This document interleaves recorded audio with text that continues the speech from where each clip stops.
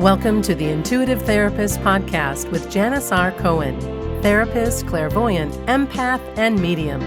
Listen in as she takes a no-nonsense deep dive into real human struggles and how to resolve them. Janis will share channeled information from her spirit guide team, as well as the angels and archangels, to help you master your emotional, physical, financial, and spiritual destiny. And now, Janis R. Cohen. Hey y'all, this is Janis Cohen, the Intuitive Therapist, here on the Intuitive Therapist Podcast. I want to welcome you to today's show, and I'm so sorry, last week I was under the weather and kind of down for the count for the week.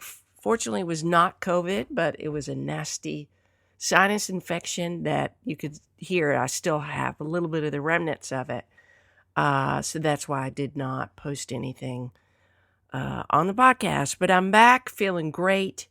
And I want to talk to you today about something that I think everybody searches for. I think most people do, unless you're kind of born into a knowing of what you want to do with your life. And today's episode is called Your Calling is Going to Crush You. And I want to talk to you about what that means today. So as you know, I find inspiration wherever I can get it. And at times I intentionally look for it.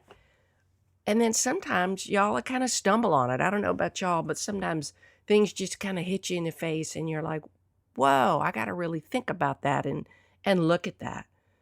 And sometimes it amazes me at the timing of the messages that come. So when I read something in particular, like I'm on social media, of course, just like most people. I saw this statement, your calling is going to crush you. And I knew I needed to talk about it with you. I figured that if it hit me as profoundly as it did, my hope would be that it would impact you just the same. And then I could kind of expand and share my thoughts. So before we get to a point of clarity in our lives, most of us are really on the search for the answer to the question, what do I do with my life?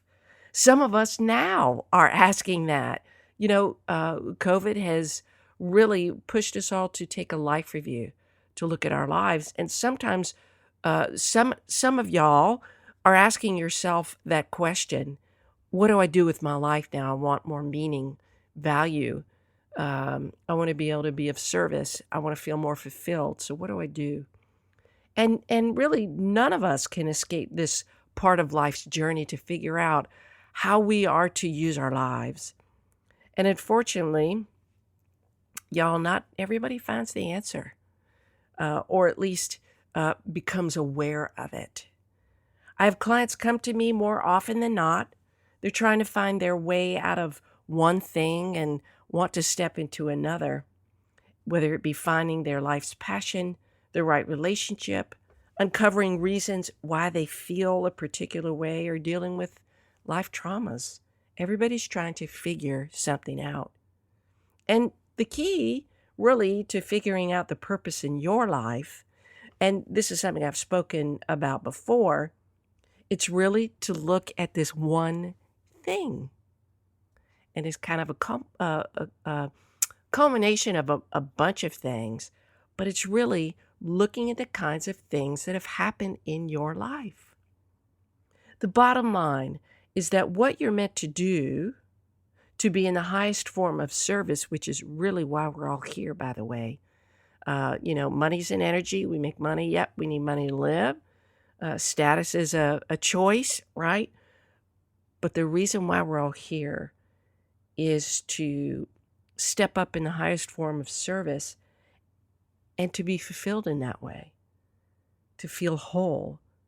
But here's the thing, and I guarantee you many of y'all would agree, it's not going to come easy.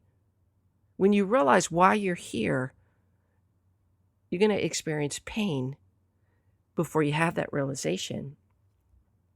I know for me, that was the case. And this type of profound wisdom, it really is always hard-earned.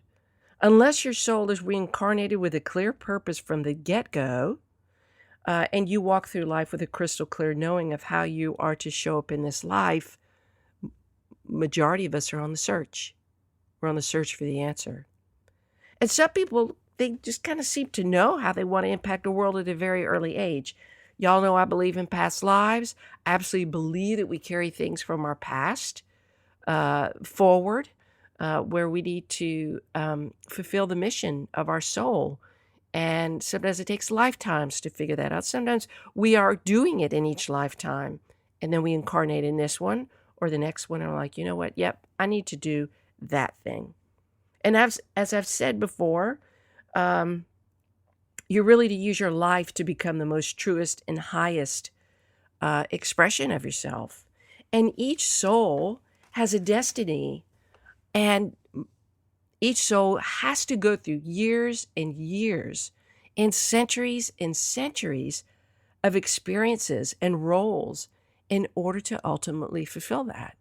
Can't just hop up in this earthly plane one time and go, up, I fulfilled my purpose. Doesn't work like that. In all lifetimes, we change roles, genders, professions, cultures, family. We have our family systems, but in different lifetimes, we invite different people to be in our lives, but we really kind of keep the core family of souls with us. And throughout our lifetimes, so we really kind of, over time, peel away the layers of what our soul is really here to do.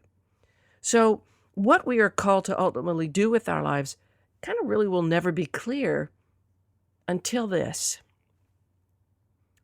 we are inspired, right?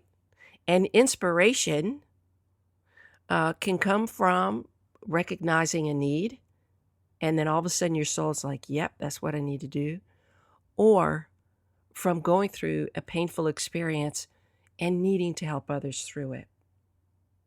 So when we carry our past life information with us to our current life, or we experience such profound pain, the intolerable kind of pain that I've so often talked about, that our healing and expansion will only come from acting on behalf of the hell that we've been through. I was scrolling on Facebook one day several months ago, and I came upon a pastor's post that really resonated with me. The pastor's name is Patrick Weaver of Faith Hill Church. And I don't know where exactly the church is located, but I can sure tell you that this post hit home for me. What I'm about to share with you is an excerpt from one of his sermons, and I tried to find the whole sermon, but I couldn't find it online. But it's been passed around and reposted on Facebook many, many times over. And maybe you've seen it. If you haven't, then hearing it, I hope, will have the same impact. So there's no escaping the hardships that our soul goes through to learn our lessons. And it's how everyone learns. Internal leverage is created through pain. And there's nothing outside of us that can have that kind of influence over personal change than what I call internal leverage.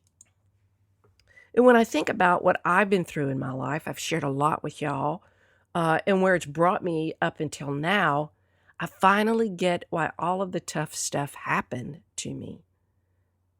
And really, I'm going to change that sentence. It was all for me. And I had to go through it to be here right now, speaking so frankly and transparently to you. There is something to be learned from everything. And as the saying goes, if you spot it, you got it. Meaning, if you find yourself feeling a particular way because of someone else's behavior, then you need to shore up the opposite in yourself. For example, if someone's impatience bothers you, then you need to cultivate more patience within yourself. If somebody's arrogance bothers you, then you need to shore up more compassion and humility in yourself. If someone's micromanagement bothers you or sends you through the roof, you need to learn how to let go of control, go with the flow, and take a step back with compassion for the person who is desperately looking for control to ease their anxiety. And that's one of the things When people show us their behavior, it's almost like we just take it at face value. And sometimes, we need to. But most times, there are things underneath a person's behavior that we don't we don't take time to really look at. And the whole micromanagement piece, I know people, there are people in my family, people I know who are master micromanagers.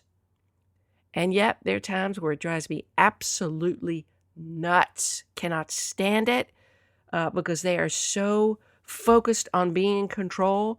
And really, what that says to me is that they feel out of control. Their anxiety is kind of sky high and they're out of control. So they try to micromanage every single thing. So everything that bothers you in someone else is actually your issue.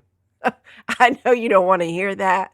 I tell that to people. And I have to remind myself too, and it kind of sucks. You're like, damn, I got to work on that. But anyway, we're going to spend lifetimes working on stuff that we don't realize is our stuff until we realize it's our stuff. So, with your issues, you can not only learn to solve them, but you can also use that newfound wisdom to help others, right? So when you master something, you can become the teacher. The student becomes the teacher. So the following few statements is from Pastor Weaver's sermon called Your All Is Not Cheap. Think of that title as I read the following statements to you, and then I'm going to make some commentary. He says, think about your life, your challenges, the things that have felt the most difficult to experience and overcome. Actually, that was me. I want you to listen to the following statements and learn how to use what you've experienced in your life as the pastor refers to your all. O-I-L, y'all, pardon my southern accent, all. Some people call it oil. Oil. I'm going to assume that the oil that he's talking about is your anointed oil. You will have to forgive me. I'm Jewish, and I'm trying to make a connection to his sermon title, so that I'm going to make that assumption. If I'm wrong, y'all let me know and enlighten me. I'm always open to learning. So here are the powerful statements I want you to hear. After you've heard them, I want you to think about your life, how you need to shore up what's inside of you to fulfill your calling.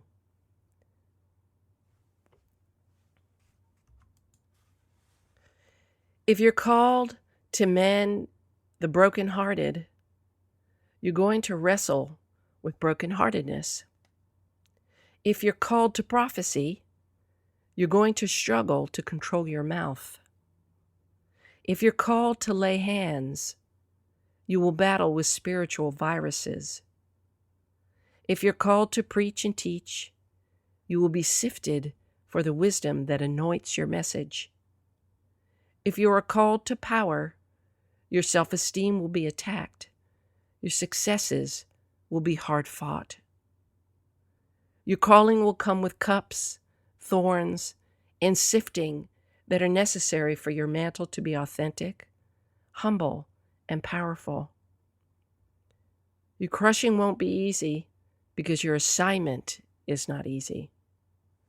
Your oil is not cheap. Now, you may want to rewind that and listen to that. But the thing that he says last is your oil is not cheap. In other words, what you have to offer comes with a price, a heavy price.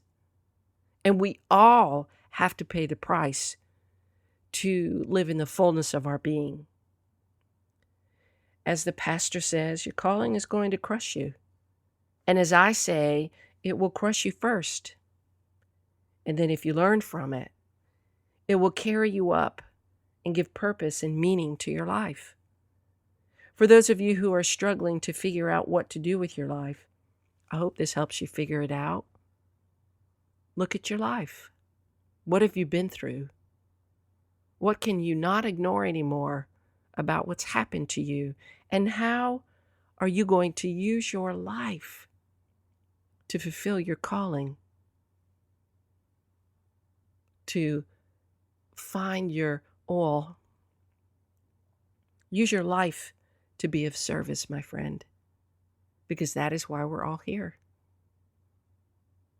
I hope this podcast today has been helpful to you to understand that your life, every single damn part of it, is this beautiful mosaic, even the shitty parts.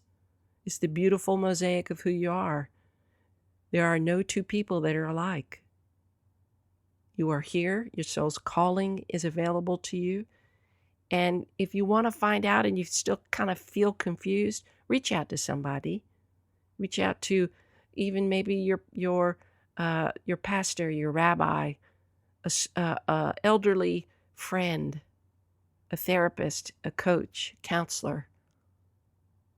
Work hard to use your life so that you can help others benefit from what you've experienced.